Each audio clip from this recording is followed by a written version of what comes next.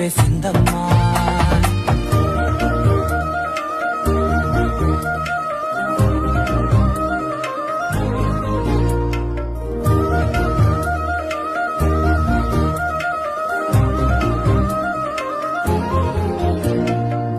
ఏకాంతాలన్నీ ఏకాంతం లేక ఏకరువే పెట్టాయే ఏకంగా, సంతోషాలన్నీ సెలవన్నది లేక మనతోనే కొలువయ్యే మొత్తంగా, స్వాగతాలు లేని ఒంట్లో ఉండలేక విరహం కను